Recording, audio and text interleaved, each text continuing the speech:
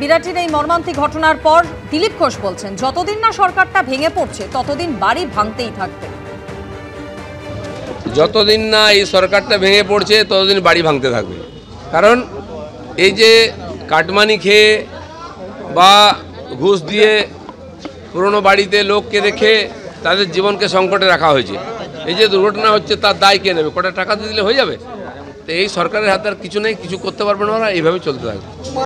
অন্যদিকে কি বলছেন মোহাম্মদ সেলিম, দেখুন।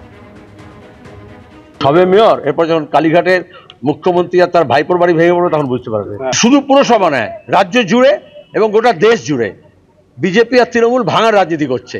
বাড়ি ভাঙছে, ব্রিজ ভাঙছে, মানুষের সম্পর্ক ভাঙছে, ঐক্য ভাঙছে, সংসদীয় ব্যবস্থাকে ভাঙছে, ধর্মকথার নীতিকে ভাঙছে। এগুলো সব প্রতীকী।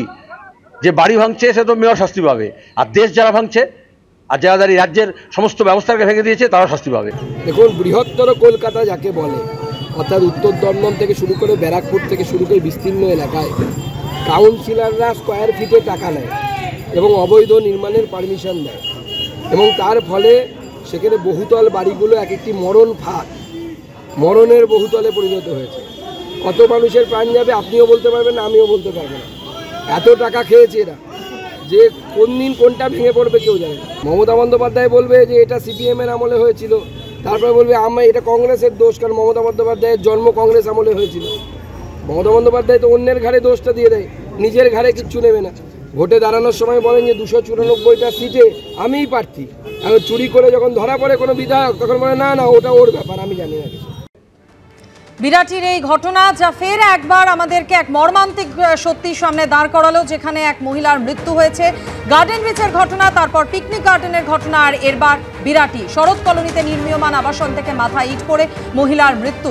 নির্মীয়মান আবাসনের নিচে তিনি দাঁড়িয়েছিলেন, আচমকাই ওই আবাসন থেকে ইট ভেঙে পড়ে মহিলার মাথায়। গুরুতর জখম অবস্থায় তাকে হাসপাতালে নিয়ে গেলে মহিলাকে মৃত বলে ঘোষণা করেন চিকিৎসকরা।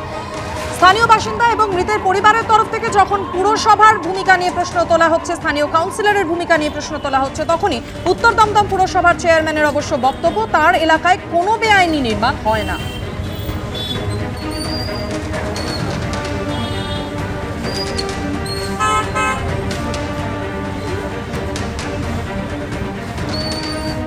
আজকে যারা রাজনীতি করতে আসছে তারা এটাকে ইস্যু করে কখনো গার্ডেন ব্রিজের ঘটনা বলছে, কখনো অবৈধ বিল্ডিংয়ের কথা বলছে। মেটেরিয়াল কী দিচ্ছে সেটা তো আমরা বলতে পারবো না, সেখানে কত ফাঁক ফোকর আছে কিনা সেটা আমাদের ইঞ্জিনিয়াররা নিশ্চয়ই যাবে, দেখবে। কিন্তু বিল্ডিং আইন অনুযায়ী সমস্তটাই হয়েছে।